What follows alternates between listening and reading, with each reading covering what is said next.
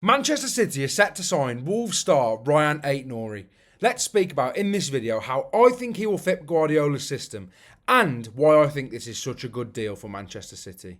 Now, as you can see, this morning David Ornstein confirmed that Manchester City are pursuing a deal to sign Rayan Ait-Nouri from Wolves, with agreement still needing to be reached between the clubs and with the 23-year-old. However, all parties expect the move to happen, and this is a story that's picked up a lot of pace. It's really gained traction in the last sort of few weeks, and it's a really interesting deal for all parties involved. Now, Rayan Ait-Nouri arrived at Wolves from Angers at 18 years old, and in that contract they were very clever, knowing that he was going to be this star.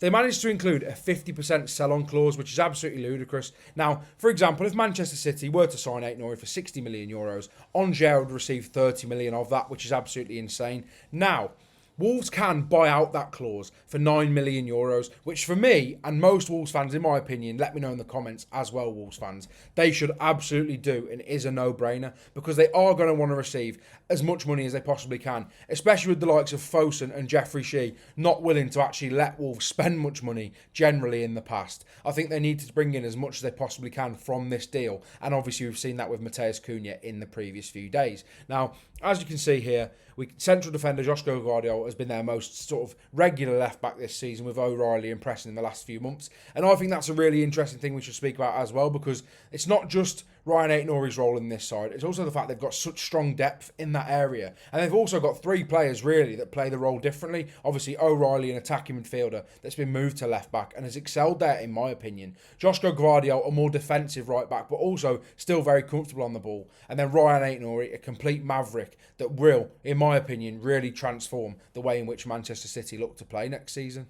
As you can see, this is how Manchester City will line up, in my opinion, should they get all the signings in which they want to. Now, as you can see there, Livramento, Cherki, Gibbs-White, Reinders, all doubts at the moment, but they could all still sign. I think Reinders probably is the most nailed one of those three players. However, this is how I think they will play next season. Now, Livramento can play that more defensive role, so I think in attack, he'll tend to just play around this area. However, this is where it gets really interesting now. I think in attack, Haaland will push over to this side. Marmoush will drift in, which allows Ait-Nouri to pick up these areas, Reinders or whoever's playing as that left number 8 to move into there, and then Gibbs-White to sort of move up there, and whoever plays off the right in there. And I think this is going to be such an exciting team to watch next season because you've got these pure footballers that are looking to come in. Now, Marmoush has already been electric this season. He really has. An absolute joy to watch. And I think getting Ait-Nouri enables him to get the best out of him, out of Rayan Ait-Nouri and, Marmoush as well. I think that both of them will work in tandem so well. I also think, Manchester City play against low blocks all of the time. That is what they face most commonly. Now, Rayan Ait-Nouri enables you to pick up these areas and unlock defences. We've seen so many times he plays some brilliant passes into the box. For Matheus Cunha, you think of the goal in recent weeks as well as a prime example of that. Now, Ait-Nouri picks up these areas so well, and if he can cut that ball back to any of those two lethal strikers in the middle, you've got a real sort of danger, another thing to think about as well. Rayan Ait-Nouri gives you so much as an opposition defence to plan for because he's not this traditional left back that's just going to play, get forward every now and then and, he's going to keep it tidy. He's one of these players that's a maverick and something that Manchester City have lacked really, in my opinion. Now, Doku, you could consider a maverick. Savinho, you could consider that as well. But I think they're very predictable in their movements. And Rayan Ait-Nouri absolutely isn't that. If there's one thing that he is unpredictable. He is so good in tight spaces, in tight areas, because he is so technically astute. And I think if they had that on the opposite side as well, with the likes of Foden, Oscar Bob, who could come in this season as well, having had a real sort of struggle with injuries last season, and a real shame because he had such a long time out. Ryan Cherki is a prime example of that on the opposite side as well. Someone who's probably arguably the most creative young player in Europe at the moment, and someone who can pick locks through defences, can pick sort of pockets up in the box, outside the box, get to the byline, whip it in from these areas as well, sort of into that area. I think there's so much danger and so many sort of attacks in which sort of Manchester City can hit you with now. They can hit you in here, they can hit you in here. Gibbs-White could hit you from distance. There's so many ways in which Manchester City could move next season. I think it's really scary for the rest of the league, apart from maybe Liverpool, who I think probably looking at their window may be well equipped to sort of deal with it. Now, I just want to dive a bit more into the statistical side of Rayan Ait-Nouri as well as the eye test, because on the eye, he is superb. And, a lot of Wolves fans will tell you he's got so many positives and a few negatives as well that I want to discuss as well, but I think we'll do that later in the video. Now, as you can see here, absolutely ludicrous statistics for a left-back here. I mean, he's in the top 11% for non-penalty goals, top 16% for assists, top 14% for non-penalty and expected assists goals. It's just absolutely ridiculous. 2.63 shot creating actions per 90 from left back, absolutely ludicrous. Now, this is where it gets really interesting. Successful take-ons, we all know he's technically astute and how good he is on the ball, but his dribbling is absolutely ludicrous. In a way, he is probably the most unique left-back profile in world football, in my personal opinion. Like Kirkes, for example, who's going to Liverpool, it looks that way. He's one of these defenders that is more sort of defensively astute, but has a lot of sort of pace, is willing to get up and down the flank, but necessarily not the most unbelievable dribbler in the world. Similar to Robertson in a way, but is slightly better dribbler than him. Now, I mean, the top 3% across Europe for successful take-ons, the top 8% for touches in the attacking penalty area, and again, as we just previously discussed with Ait-Nouri, picking up that left pocket on the left side of a front four pretty much at times for Manchester City next season. I think that's where he will thrive. And again, his defensive part is where I get sort of concerned. Now, a lot of Wolves fans will tell you that because very, very rarely has he had a good game in a back four, and that's where he will be playing for Manchester City. However, his responsibilities are going to be massively different.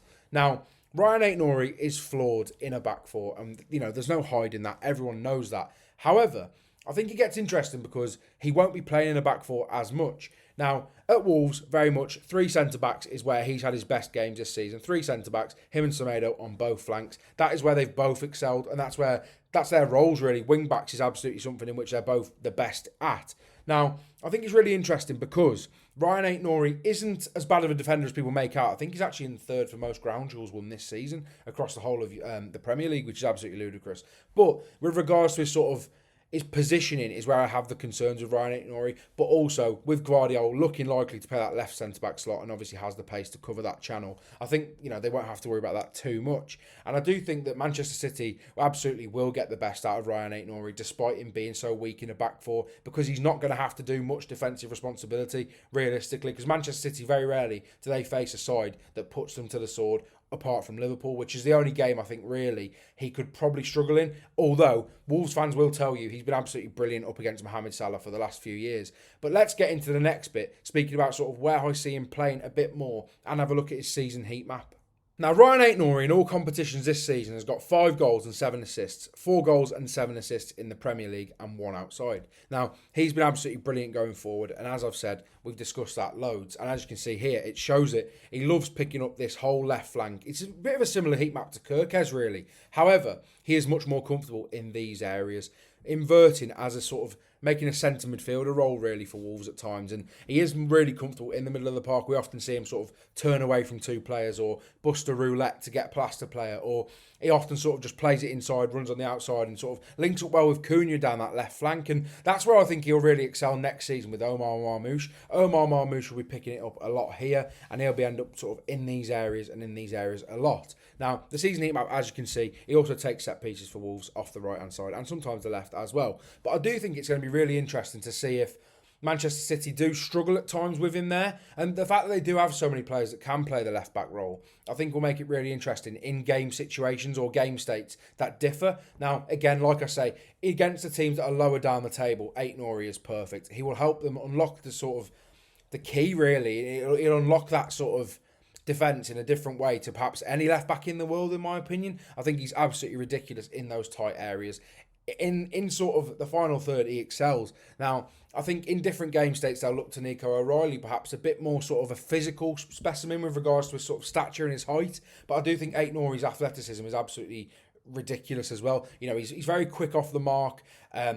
He's very silky, and also he's just generally all round a very, very good footballer. And just you don't get worse as a side for adding better footballers into it. You just simply don't. And that's what Manchester City will be doing next season. I think it's such an exciting signing and something that so many Manchester City fans will be excited about, because you watch his compilations and you watch his highlight reels and you're in awe. But I do have my reservations, as I said, with regards to his defending and with regards to his sort of attention and with regards to his positioning. I do think that Manchester City will concede a few goals from that, but equally, they're going to be made a better side going forward. They're going to, at times this season they've looked like they've lacked that creative spark, and Foden's been off it this season. De Bruyne's obviously, coming to the end of his career, and I think with regards to sort of Oscar Bob coming into the squad, another bit of youth added in there. Rayan Ait-Nouri, 23 years old, another great profile to add into the squad as well.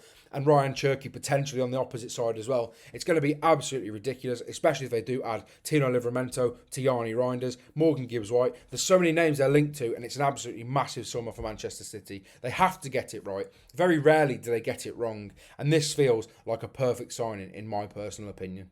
But where does this signing leave Wolves? Let's just discuss this quickly before the video ends. Now, I think it's really interesting. Obviously, they've got Hugo Bueno coming through now. Had a brilliant season at Feyenoord. Absolutely shone, especially in the Champions League.